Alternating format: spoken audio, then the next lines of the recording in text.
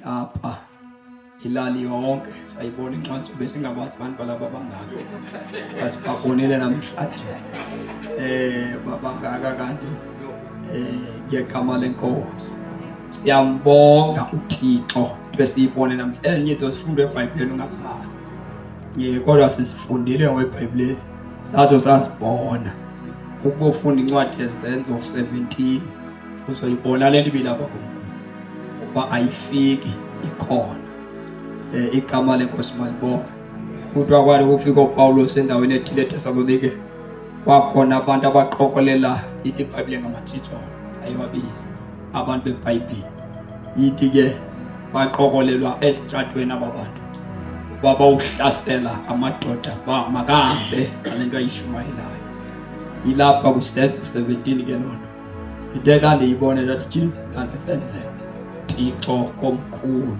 igama lenkosi malibongwe sayibonga inkosi kakhulu ngoba uThixo ungumangaliso apha sathi ke asizuhamba singazicike into ngoba ingathi ingxaki sezifana yiyo ingxaki bubukho bethu ingxaki bubukho bukaThixo esihamba naye siyafana as long uThixo eselapha usazoba zime emademonini igama lenkosi malibongwe ake nethi izandla zethu siyambonga uThixo sathi ke sayithulisa le caba iyabakhathaza siqhubeke nokuthandaza ngoba sizozothandaza uamen khona malibonge igama lenkosi cela ke futhi kumnandi kakhulu niyazi ba ngobe uqale into bezingefani beningenazi manje icula kangazo kodwa ngoku sawucula sonke uamen khona mhlakazi wami usitshwa ukuba ayaqhuba imvuselelo phaya uyakhonzwa ayo keyboard ikhonzayo futhi uyabona ngosawuhlabela inyana sizumrobha uThixo ngoba ngobe ucula umbala baba thina sijayiva kuphela kodwa ngoku amazwi azaphuma uThixo ufuna sihlokome ngantoni ngamazwi okamhlakazi igama zotho ndiva ucula kanjani kanti ngoba lobungavakali ngoyikipho basincedile kakhulu bathandekayo namazwi lazo zofakala bonke iculo lithi umthetho walo ikeyboard ingekho balibona igama lenkosi yamthanda kakhulu uYesu niyazi bazalwa umnyakazo mkhulu kakhulu njengoba simi kulanda sikuyo nje eTampa sithe sisizapha sabe sesithinte kakhulu amadimoni noba singasuka apha siye kwenye lali sawufika singafuni ngenxa yomoya ikhonto eqhekekileyo phaya kakhulu ikhonto eqhekileyo utsolo lo khonto ibambileyo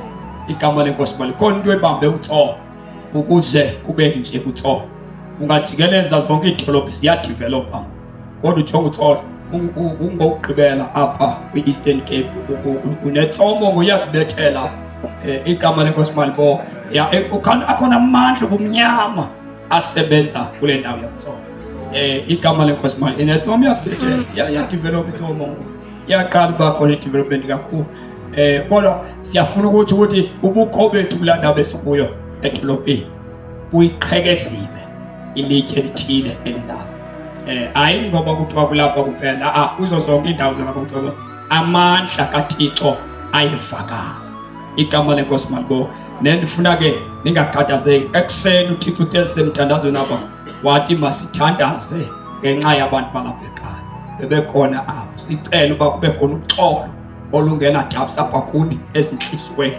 singekazi uba kanti ilala ipleneni yona kanti uThixo wathi noma ke sithandaze ngosike siye kucela ezinye izinto sicela uxolo lungene apha kubantu balapha ekhaya kanti uThixo uyazidoba sawudibana nantoni bathe befika sabe sinoxolo olusezinhliziyweni olufakwe uThixo igama lenkosi malibo enye imini ke bawufakaza abantu uThixo wabalanda abantu uamen khona bazosonqonqoza abantu befuna uThixo bekhangela uThixo ebantwini igama lenkosi malibo amen enkonzweni cela ke siwafundela amazwi siyakhonza ke noba siyakhala noba sikwezinto siyakhonza siyathini bathandeka sawuphinde sitsho into yoba sihamba nini ngoku sisazokhonza uamen ukhona ngoba zinjongo zikaThixo uba kude kuzawuthandazwa amen enkonzweni siyavale bathandeka uamen ukhona uthandaza kunento okuyenzayo apha ebantwini. Umthandazo bonke kwahlala emthandazweni singangakwazi nokwazi ngezinto sithandaze nje kuphela simbona uThixo esanabo abantu bezodamkela ilizwi likaThixo ngoba uThixo uyazenzela abathandekayo. Ngicela siwafunde la mazwi sizothandaza uba nithi bitenda iyamanga yakhonzwa komkhulu sikhala singakhali sawubetha izandla abathandekayo kwaye usawubuyela kwivangeli esasindiswa lilo igama lenkosi malibonga. Sasindiswa kanjalo thina ngabethwa izandla ngeqondo sikhalayo sicula imilomo lethu sicula abantwana baba ngamayini ngoba baculiswa hayi sicula igama lenkosi ithandizana le ngoma ethi wenje nje uThixo bendinganiculelanga mina ndanibona ingoma yami bendini prophetela alibo igama lenkosi isihlalo saphayikanti tegaba lamkele bani yes sicela ke siwafuna amazwi athi asifundele umuntu ngokukhawuleza sothandaza ngegama lenkosi.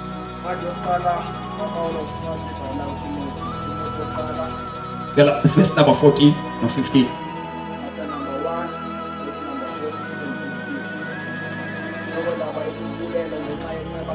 Umbulelo ngenxa yenceba kaThixo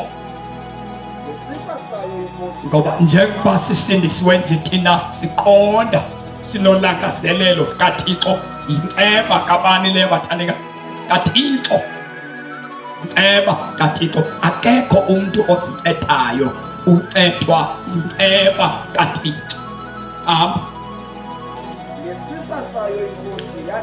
ngesisa senkosi inkosi yandibaba yatsho inkosi ngokwayo yandipha ukholo siyevana bathandeka ngenceba yandenzela inceba inkosi yatsho yandipha ukukholwa nothando ukholo lokukholwa inkosi. Alibonga igama lenkosi ukholwa kuJesu bazalwa sikuphiwe ukukholwa inkosi yasipha nayo ngesisa sayo oko kukuthi asibhatalanga mali ukuze sikholwe kuYesu. Amen enkonzweni. Okwesibini yasinika uthando lokuba simthande uThixo. Abantu abamthandi uThixo ukuthanda uThixo uncethwa yinceba uphiwe ukholo ubese uphiwa ke ngoku uthando lukaThixo. Bakhona abantu abahamba inkonzo abanalo uthando lukaThixo abanalo ukholo kuYesu ngokuba ezi zinto kuthi ukuthi zifunyanwa ngenceba. Malibonke igama lenkosi. Baninzi abantu abazalelwe ezikonzweni kodwa bamkholwa uYesu futhi abanalo uthando lukaThixo. Thina ke njengoba silapha nje sinake ukukhonza uThixo abantu benake ihlabathi bengenamsebenzi noThixo siphiwe nathi ukholo saphiwa uthando lokumthanda. Hamba yandipha ukholo nothando esizifumana ngokumanywa noKristu. Na ezi zinto ke kuthiwa sizifumana ngokumanywa noKristu. Kuthi ukuthi ngeke ube nalo ukholo ungamanyananga noKristu. Ngeke ube nalo uthando lokuthanda uThixo kodwa ungamanyananga noKristu. Uthi kuPawulos ezi zinto nathi sithe senzela inceba saqhutyelwa ekumanyaneni noKristu ukuze sibe ngabantu abaphila emhlabeni bekholwa. Malibonke igama lenkosi. Ukukholwa ke abantu abasekhaya kukuncama izinto onethemba lazo ubheke uThixo. Malibonke igama lenkosi. Njengoba le ndoda ingqina nje isithi yona ibitshaya idrugs incethwe yinceba kaThixo yakholwa ngoba xa ukholwa uyatshintsha awulindi ukuthi ufe ukuze utshintshe. Amen enkonzweni. Kholwa foka mhlakaza sincama amankaza senziwa kukholo. Ukholo kukholwa sincama izinto abantu abazileqayo sizincame ngenxa yokukholwa. Ngoba ukukholwa kukukholosa ngezinto ezingabonakaliyo, nto nje zithenjiwe. Uyabona ke masihamba nje sithembe uYesu esingambonanga. Number 2, sithembe ukubheka ezulwini esikazange siye kulo, futhi ekungekho muntu owake waya wabuya ngaphandle konyana kaThixo. Igama lenkosi malibonga. Amen enkonzweni. Uthi mbhalo ezi zinto zifunyanwa ngabamanyene noYesu. Yolethu uSathane ngamfuniyo umuntu omanyane nabani. uSathane uyakuthanda ukuba yiye enkonzweni kodwa uYesu ungabi naye, ngoba khona izinto ongasoze uzifumane uYesu ungadibananga naye. uSathane ndithi angabakhupha bonke abantu ngecawe babheke kwinkonzo, kodwa as long bengayi kuYesu, ngoba inkululeko yomuntu ukuze umuntu akwazi ukuxhumana noThixo kufuneka edibene noYesu. Igama lenkosi malibonga. Awuziyeli kuThixo, usiwa ngunyana wakhe. Ngoba lithi iBhayibheli ke ziyafumaneka into zimbini, ukukholwa nothando.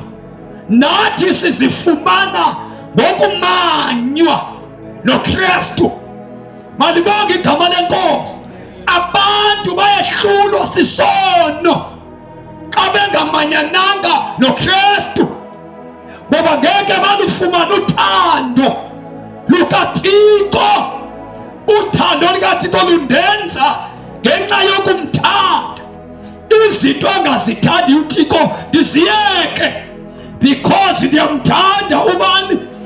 Andifuni ukwehlukana noThixo, ndivela ndikhetha ukuziyeka izinto ezilixabanisa nabani bakholwa noThixo. Amen enkonzweni. Amen entibana. Thanda izandla zenu. Ndiyazincama ukumthanda uThixo ukwenza uncame izinto. Funda incwadi yemizekeliso chapter 13 verse number 8. Lubanzi lujulile leluyazeka zeka yi lubanzi lonake lubanzi. Chapter 8 verse number 13. Eweke luyazeka lwazeka yi. Na sifumana ekumanyaneni kwethu noKristu ukholo nothando. Siyafuna bathandeka, uthando, ukholo nothando silufumana ekumanyaneni noKristu. Now isenzeke lonto ukuba simoyike uThixo simthande. Yes, hamba.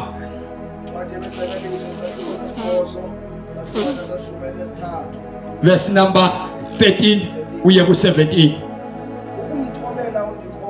Thobela undikhoyo kuba ubuthiye ubutoni. Xa usithi uThixo umthobele uyabuthini ububi? Uyabuthiya isikhosi esidala sawuthini sona? Ukoyika uYehova kukuthini? Uyayithiya into enjani embi. Malibonga igama lenkosi. Bakhona abaye abantu abathi andifuni ukusindiswa, ndiyamoyika uThixo. Malibonga igama lenkosi. Ukumoyika uThixo kukwenza intando yakhe. Malibonga igama lenkosi. Xa umuntu esithi woyika uThixo uyayenza yonke into ethethwa ngumuntu amoyikayo. Kukho abantu ababulala abantu besenzwa ngabantu abamoyikayo. Kukho abantu abasejele benza izinto bezenziswa ngabantu abanjani? Abamoyikayo. Kukho abantu abasemangcwabeni bafoswa basiwa kwindawo kwenziwa ngabantu ababoyikayo. Verse number 17. Kaloku ndiyabathanda abo bandithanda. Ndiyabathanda abantu abanjani? Uthixo uthanda abantu abanjani? Uthixo uthanda abantu abamthandayo. Na ithi iBhayibhile uthando silufumana ngokumanywa nabani? Ngoba thina asina budlelwane noThixo, sizizitha sikaThixo. Kubantu bebelapha kukwindoda ethuke uThixo yenziwa kukungazi, yamthuka phofu loo ndoda iphelile, yamboma akho mthwa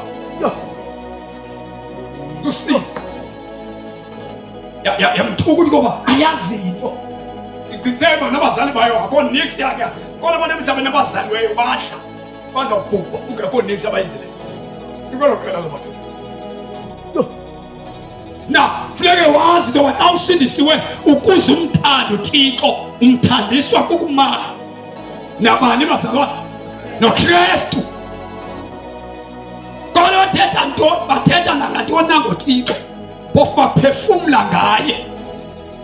Banamandla bavuswa nguye. UThixo ke unje uyakwelulela ngathi akeva ndabona umthuke umenyelise umthini na. Ekugqibeleni uThixo avele enguThixo. Malibonke igama lenkosi.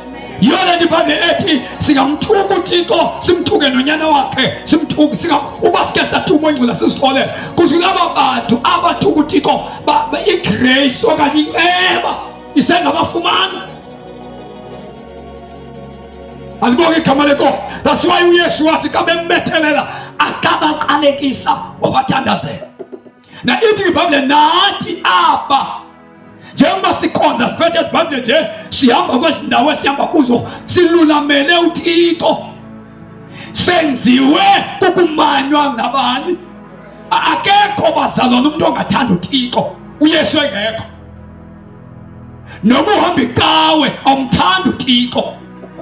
Wakhona izinto ongakwazi ukwehlukana nazo ngenqaba awukangenwa luthando lukaThixo. Ndikawungenwe luthando lukaThixo ukunto zincamayo.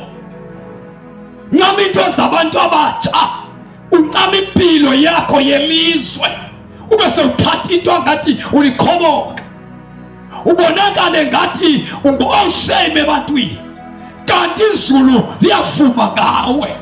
Ngoba abukho ubomi ofike ube safe kubo njengoba ube kuKristu.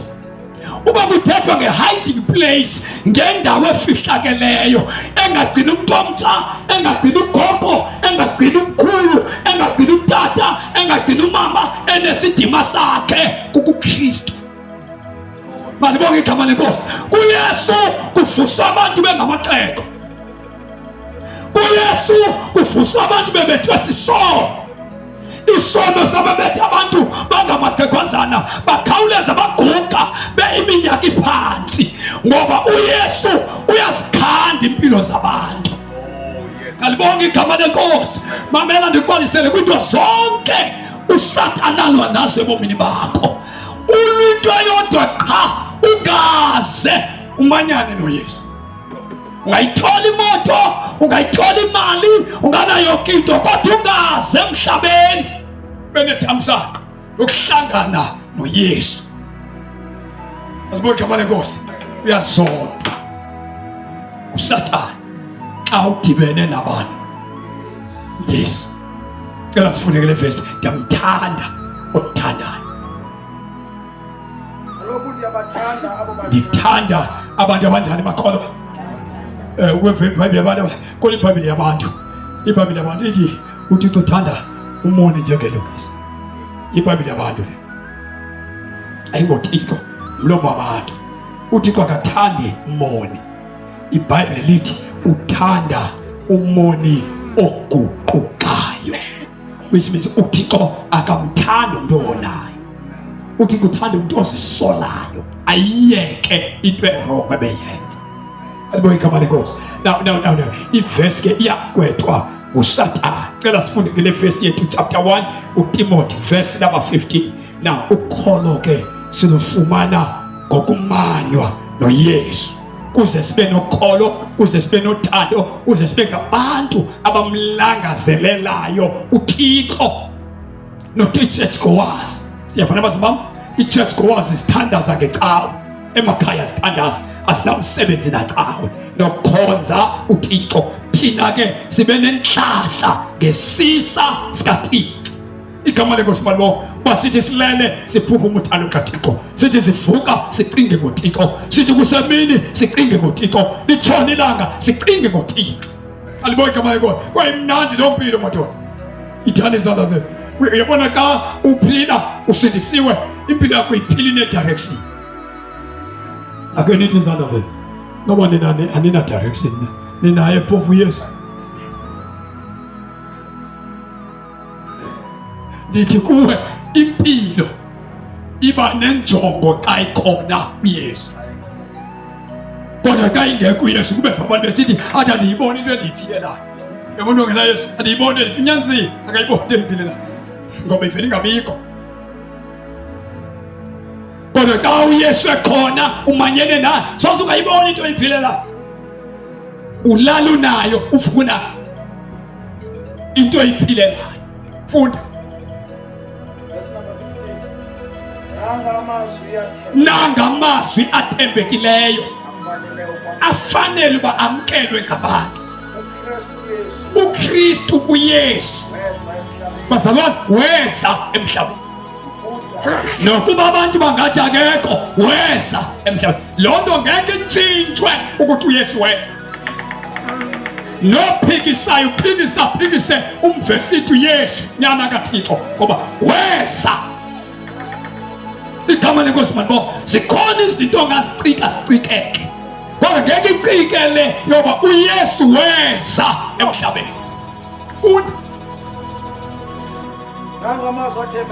uthi uPawulos athembekile, ebefanele uba amkelwe la mazwi. La mazwi ngala athi uKristu weza emhlabeni. Futhi into wayizele uKristu wayezokusindisa aboni. Athi Paulos kamna ndikumono wayebalesele weza. Simisele tente nje wafika uYesu emhlabeni. Namazwi fanele wathathe wafaka enhliziyweni. Athi wafika uYesu, uchabalala nje wafika uYesu, uqhubeka nokuzibhubhisa nje wafika uYesu. Efikela wena ulibele kukuhlala nje wafika uYesu. Akho nto izayo ngoku eyophinda ifike isono sabantu. Akho mnikelo, akho dini elisazoshatshwa. Sewafika uYesu. Malibonke igama lenkosi. Nosazozalwa uzawuzalwa ecelelwa la mazwi. Wafika uYesu ukuza kusindisa aboni phezu komhlaba. Verse 15. La mazwi afanele athembekile ungaphila ngawo. Yemadoda la mazwi ungaphila ngawo, ungakhululeka ngala mazwi. Uthi umbhali athembekile afanele iparlamenti wamkele, kufanele wazonke idepartment ziwamkele. Wonke umuntu ophila phezu kwalo mhlaba fanele ukuwava la mazwi athembekile. uKristu Yesu, lawo kuba uKristu Yesu asiva ngomnye umuntu osindisa abantu, asixelelwanga ngokuzalwa kukaMoses engumsindisi. Alithethi iBhayibhile ngo-Abraham osindisa abantu, kodwa nanga amazwi ongawathatha kule Bhayibhile lawo kuba uKristu weza amakholwa noba uyabulaleka noba wahlulwa sisono, wafika owakhutshwa nguThixo ukuze akukhulule kwezo zinto zikubabileyo. Wafika othembekileyo ezulwini, owakhutshwa ngentembeko ukuba xa ifikile uyakuzicika izono zehlabathi. Weza, fanele siwamkele lo mazwi ngoba akakuncedi ungawamkeli loba uYesu weza. Oh, thank you Jesus. Weza uYesu. Funda uthi uPawulos ke weza. uKristu Yesu weza emhlabeni. Weza emhlabeni ukuze isizathu sakhe ukuze asindise abo hayi isigulane abo weza emhlabeni ukuze asindise abone. Ubungumoni udinga umsindisi, umsindisi uKristu. Ukuba inhliziyo yakho iyakugweba ithonile phezu komhlaba, udinga umsindisi. Cula wama wisile uthi uyinzulu yemfihlakalo, athi inzulu yesimanga. Wabona uluntu lonke luwile sonweni. Haleluya. Wathabathela kuye lonke ihlazo labantu. Bantu abaphila emhlabeni behlazekile benehlazo, abalibelekileyo bayathanda. Ukhona owezayo ukuze abantu bangaye ebhokisini benamahlazo. Ukhona owehlayo ukuze abantu bangaye emangcwabeni behlazekile. Ukhona othunyelwe emhlabeni ukuze wesula amahlazo abantu. Akekho umbi ngaphandle kukaYesu onguKristu igama lakhe. Elithi iBhayibhile weza, uthi uPawulos mna ke ndingoyena moni. Walibonga igama lenkosi. Sishumayela apha nje besingaboni, siphethe le nto nje besonile, asifumananga le nto simsulwa, kodwa siyayazi le nto thethwa kulo mfo. Unyanisile uPawulos. uYesu weza ukuze kusindisa bona. Nathi singaboboni ababesona kulo mhlaba, uba behlulwa si-drugs. Nathi sibuya kwezo zinto ezehlula wena emhlabeni. Ayikho into engakusiza engaphuma kurhulumente, kuba no-government lo udinga umsindisi, no-president lo udinga umsindisi, nowepolitiki udinga umsindisi. Weza ukuze kusindisa abantu. USathane mzonda uYesu ngento enye, uba xa ithe wafika kuwe uSathane ngaphinda akwazi ukusebenza kuwe. Walibonga igama lenkosi. Uma ifikile uJesu uSathane uthatha imithwalo ahambe. Walibonga igama lenkosi, ngoba akekho apho uSathane angakwazi ukusebenza kukhona uYesu. USathane uphethe amandla obumnyama, uJesu uphethe ukukhanya. Walibonga igama lenkosi. Nathi iBhayibhile weza bazalwane, wafika uYesu. Afika uYesu. Nakuwe xa ifikile empilweni makube khona ukukhanya, makusuka izono. Isayini yokuba uYesu ufikile makuphume izono. Suqhubeka nokona uYesu efikile. Yakukona kaloku ufikile uYesu, wafikela ukona, waza kusindisa. Incwadi ka1 John chapter 2 uverse number 5. Khawuleza undifundele sithandaza. wafikela ukona isizathu sokuza kukaYesu. Wafikela ukona bazalwane. Jesu wafikela ukona. Wafikela uYesu bazalwane ukona. Kodwa ufuna siyazi lo nto uJesu xa ifika akazelanga into ezininzi. Alibonke igama lenkosi. Xa ifika emntwaneni wentombazane ufikele ukumkhulula ekoneni. Xa ifika emfaneni uzele ukumkhulula ekoneni. Xa ifika kwisalukazi uzele ukusikhulula ekoneni. Efika endodeni enomzi uyayikhulula ebuqhobokeni besono, ngoba isono siyamkhoboza umntu. Igama lenkosi malibonke bazalwane. Sinethamsanqa ukufumana uJesu. Amen enkosini. Yo, sinethamsanqa. Lento ayonto yakusizelwa, lento yokuzenyeza xa ufumene uYesu, kodwa into le fokampelane yokuyigijimisa. Uthi Nkosi ndiyabulela. Thini Thixo ndiyabulela? Chapter 3 tata lo ndimfunayo, verse number 5. Chapter 3 verse number 5. First John chapter 3 verse number 5. Sithandaze ngaye yekhama lenkosi. Yohane wokuqala sahluko sesithathu sahluko sesihlanu. Yazi kaloku ukuba uKristu weza ucama kushela isono.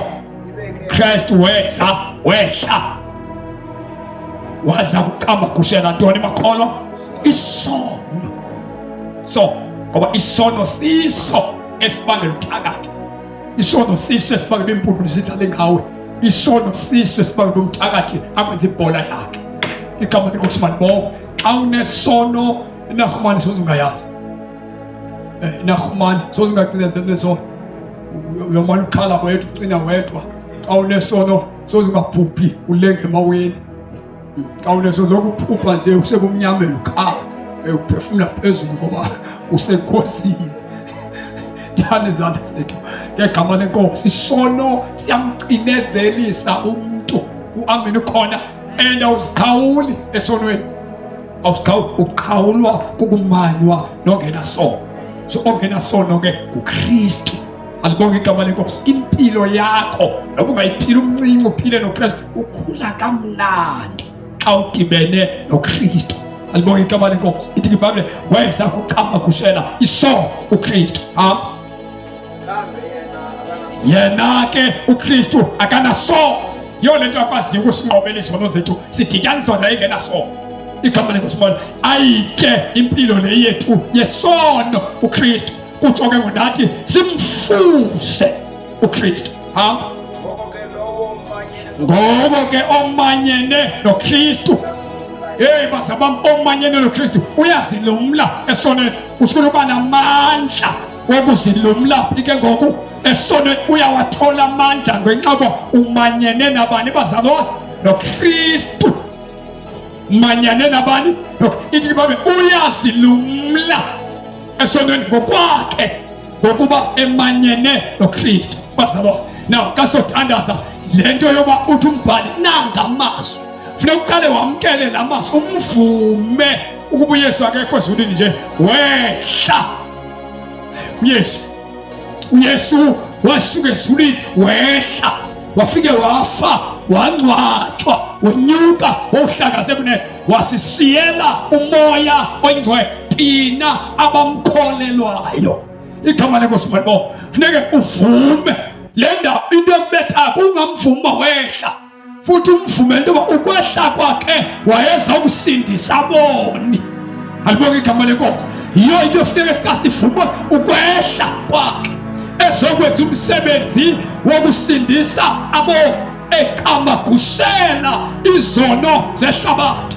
Nawe xa ungumoni, izono zakho uYesu lachithekela zona igazi, okwakho kukumvuma Nkosi, ngena ngaphakathi kubo, akunike ukholo, akunike ukuthanda uThixo uYesu. Lezi zinto zifumaneki ecaweni. Ungayibuka icawe yonke imihla, soze ube nalo uthando lukaThixo. Ukuze simthande, simthandiswa unyana wakhe. Cela sime ngenyawo sothandaza, fokadeketha isothandaza, sivala amehlo wethu. Ewe Nkosi, uJesu wakifela uJesu wangifela, ngiyamthanda uJesu ngoba wangifela. Sesiyathandaza, singabulela sonke ngenxa yesu lenkosi. Baba wethu ongcwele, siyabulela. Thixo wethu onamandla, thank you Lord.